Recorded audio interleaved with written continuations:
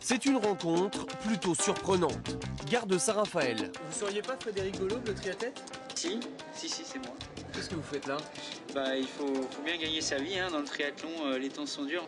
Mais c'est un train couchette par contre. Le meilleur triathlète français hôte d'accueil à la SNCF, comme si Sébastien Grosjean vous renseignait en gare de Marseille-Saint-Charles. C'est à peu près le même prix. Hein.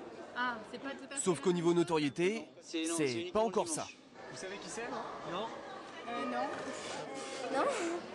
C'est qui? Et pourtant, Athènes, 26 août dernier. Après avoir contrôlé ses rivaux en natation, Frédéric Belob se retrouve dans le groupe de tête. La course parfaite jusqu'à cette transition ratée. Une poignée de secondes et le rêve olympique qui s'effondre. Pour ses premiers jeux, le Français termine 5e à seulement 20 secondes du podium. En passant la ligne, je savais même pas si je devais être content ou pas. Il y avait l'épuisement aussi. Mais je suis à la fois super content d'avoir donné le maximum de moi, d'avoir pu le faire parce que c'est pas évident. Même 5e, on voit tout de suite que quand il n'y a pas une médaille au bout, c'est un autre monde. Hein. Les Jeux, c'est vraiment la médaille. 2004, c'est pourtant l'année de la confirmation pour le triathlète de Sartrouville. Deuxième titre de champion de France, victoire au Grand Prix de la Baule et de Montpellier et surtout en Coupe du Monde à Madrid. Le Français était doué, il devient un champion. Frédéric Belob roule l'histoire d'un homme programmé pour gagner. Depuis son titre de champion du monde junior en 2000, son éclosion était guettée, attendue, espérée même. Car le Français est un athlète hors norme. Au repos, son cœur bat à 30 pulsations minutes. Ses capacités respiratoires sont proches de ce qui se fait de mieux au monde, celle de Lance Armstrong.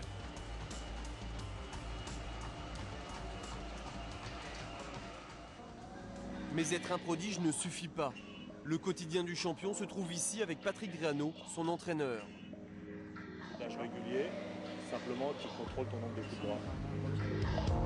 Après une tendinite au genou et un hiver à Gamberger, il a fallu réapprendre à souffrir. Travailler sans cesse, éliminer toute forme de hasard, travailler encore. Enchaîner les longueurs, accumuler les kilomètres et les tours de piste. 6 heures d'entraînement par jour, le prix à payer pour retrouver le haut niveau.